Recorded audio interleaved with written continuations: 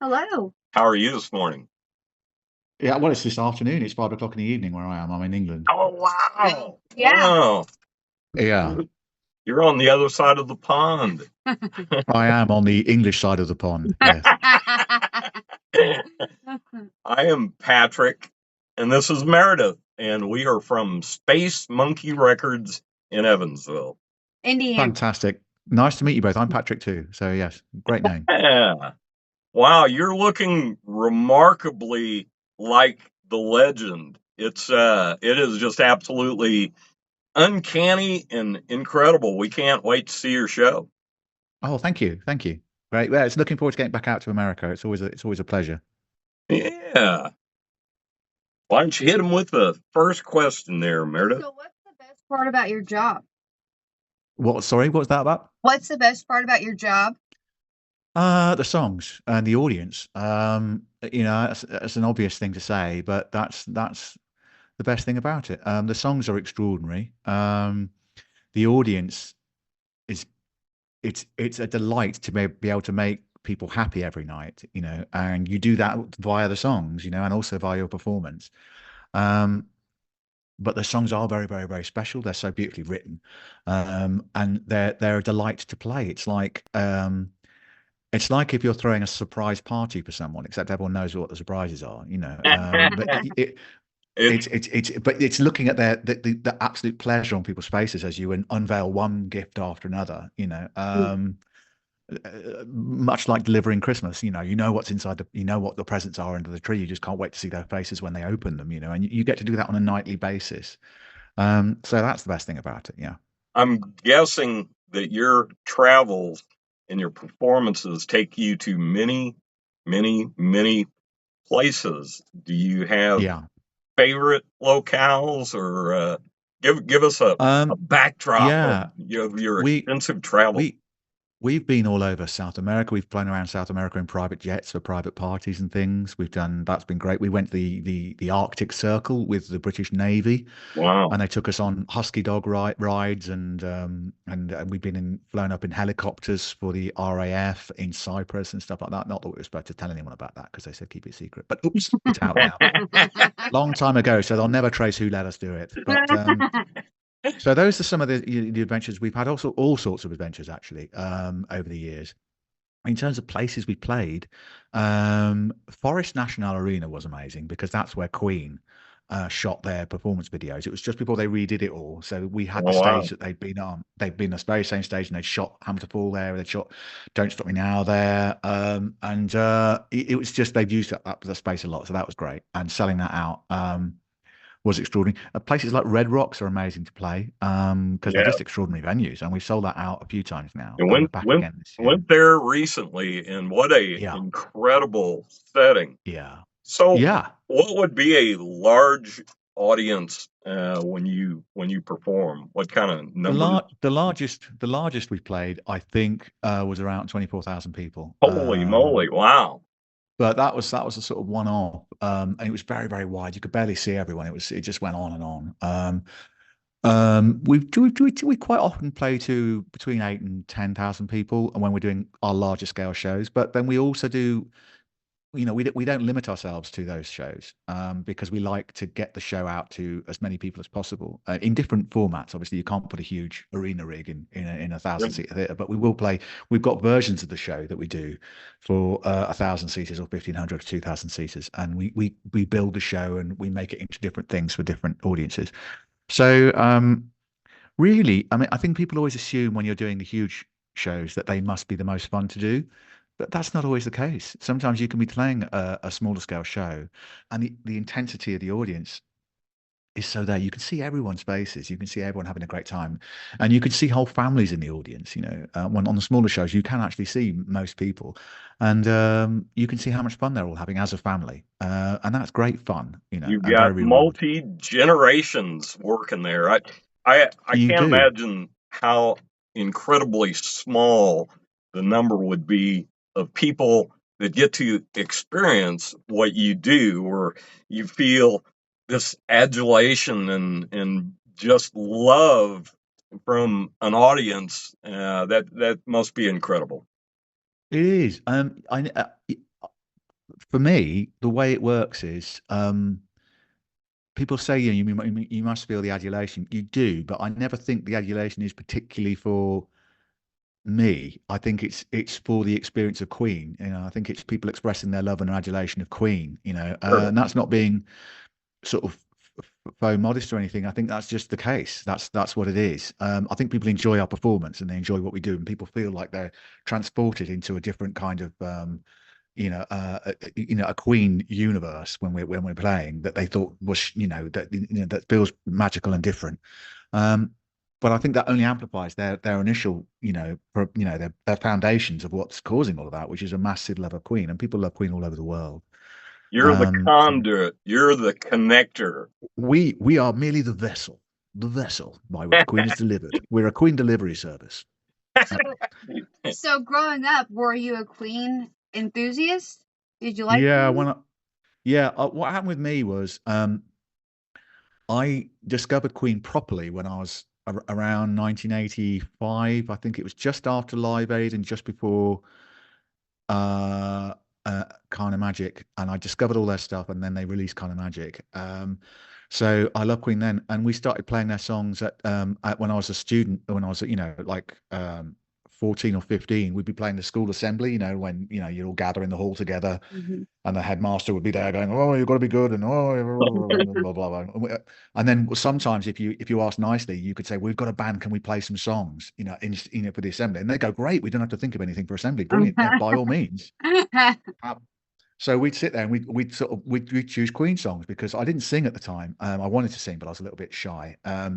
So I play guitar, and we'd choose the simplest Queen songs possible. So we chose "We Will Rock You," "I Want to Break Free," and another one, "Bites the Dust." I thought we could manage that. "We Will Rock You" is really easy. "I Want to Break Free" is 4 chords. Another one, "Bites the Dust," is "da da dum dum dum." So you thought, okay, we can get those ones are going to be shatterproof Queen songs. We can't mess those up. Your So resemblance is just uncanny. At what age in your life did people start saying to you, "Oh my they goodness, you look they like they they, Freddie"? they never did. They never have, because I don't actually. I can fashion myself to look like Freddie Mercury. And I can, there's, little tricks and makeup and all that sort of stuff. But actually, if you saw what I look like normally, you wouldn't think I look like Freddie at all. I've got a similar bone structure, but you wouldn't think, oh, okay, he looks like Freddie. Wow. What happened was, it was just after Freddie had died, and I was wearing my smart blue shirt, a sort of deep blue shirt with a red sort of pinstripe tie, because I'd seen Freddie wear something like that, and I happened to have those clothes in anyway. And I put them on. I thought, oh, that looks like what Freddie wore in the Headlong video. And that's cool. And I was coloring in. I had a beard at the time, and a moustache, and I was coloring it in with my mum's mascara because it didn't all match up, because my beard was a little bit patchy, because I was about 19 or 20 or something. I can't remember. It was 21. I can't remember what it was. Something like that.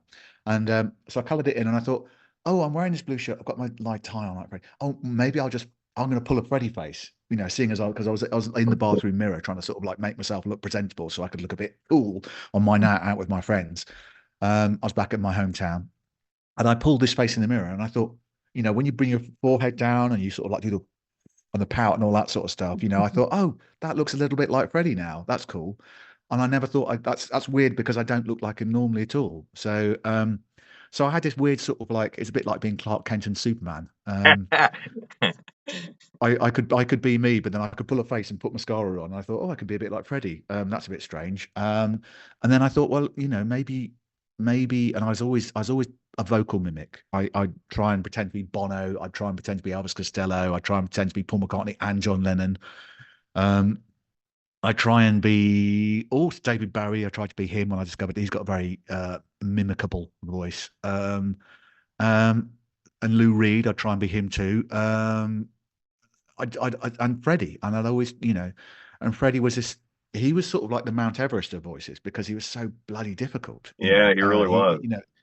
And so I had to get, I got some vocal training in, and I sort of had to sort of work at that, and learn about the voice and the different ways of doing things, and what you can do live, and what works well in a studio, and all those sort of things. So yeah, and that's how it started. So I guess I was about 20 when I just started doing my Clark Kent Superman Freddy face, you know. Um, was your first public appearance nerve-wracking, or were Mhm. you Exhilarated. just I was terrified. It was, I'd been in bands, in my hometown of Leicester, which is the same town as John Deacon came from. News alert, news flash, John Deacon, legendary bass, of John Deacon. So, yeah, I'd been in bands and I'd done a lot of theatre performances, and I'd been, in the local theatre there. I got myself employed sort of semi-professionally and done acting work, and I'd sort of I was studying for a degree in drama when I was doing this, put the band together. And I joined the National Youth Theatre and I'd done various things. So I wasn't unused to performing, but I was very, very unsure as to what performing Queen would be like. Because we were the first tribute in London, to Queen ever. There hadn't No been anything on the kidding. stage. wow? No. So I hadn't been to see a Queen tribute to see how they went down before, because there wasn't one. We were kind of like on the first round the block on that, as far So as the South was. how long have you been the face of this 30, tribute well, ensemble? we started sort of 30 plus years ago. So, Holy moly, you don't look old enough to. I know it's because I moisturize. It's yeah, no, it was a long time ago, and I was a mere boy at the time.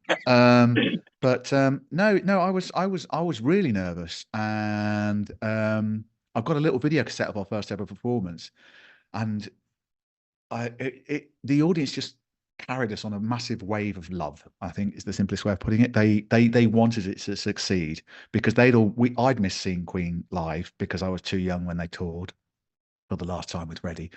They hadn't toured in years, and that feels like an eternity. 1 year when you're in teenage land, is an eternity. Your difference between 1 year and the next is massive. And Queen hadn't toured for year after year after year after year. And I got to 1991 thinking, what's going on? It's been 5 years since the last tour. And then of course we realised why. So because Freddie had been ill, so all of us had missed, everyone of that generation, because our first concert was in front of the students, all our same age. They'd all missed on the same thing. They're all the same age as me, and they'd all missed on seeing Queen live, and they all wanted to see Queen live desperately. So we were sort of like, a very rudimentary sort of surrogate for Queen at the time, and it just took off. That one show, was so well received that we got a tour straight afterwards, and then the West End, which is like Broadway in London, they got in touch, and we were the first ever tribute to be in the West End, the first tribute to Wow. appear on national TV. And we started Wow. winning awards. And then the arenas that Queen played got in touch and said, "We like what you do. We've heard good things about you. Would you come and do some arenas, that Queen played in the day, with a huge lighting rig and pyrotechnics?" What a And that incredible was story. it is extraordinary for us as a journey, definitely. I'm In curious. the back of my head, I thought we maybe it would last a summer, and it would be a glorious summer. They put you on the But bonus plan. and it just went, all over the world, and and now all this time later, we're playing all over America and all over the world. We've got new territories opening up all the time. We're doing a lot of stuff in Lithuania and Romania now. We've got Germany next year. All sorts of things. As we play Norway a lot, Finland. As I say, we've had so many different adventures, The all over the tri-state place. is so excited about you guys performing here in Evansville. It we're just really up You for know, it. Oh, great. we're partners with the Victory Theater, and we give away tickets for their events and other, places that give away or that do shows. But um, I wonder if I guess you guys have came here before, because people are saying I've seen them before and I love them and I can't wait to go back and see them. Oh, that's great. We get a lot of people who've seen the show and come back again and again and again, and that's always really heartening. We people, but people love the songs, and also they love the experience that putting those songs together in one room, and that power and that energy and that sense of fun. There's Um, only a handful of bands that uh, promote the kind of excitement that Queen. I'm a big Beatles fan, and Me too. I love the Beatles. Yeah. one of the best shows I've ever been to was a tribute band for them. I mean, they played actually with an orchestra, and it was incredible. Great. I'm curious what your thoughts were on the Freddie Mercury / Queen movie that came out here about 2 years ago. Yeah, it was. I was nervous about that because I'd heard that there was some production problems when they had two different directors and all that sort of stuff, and I'm not sure everyone was,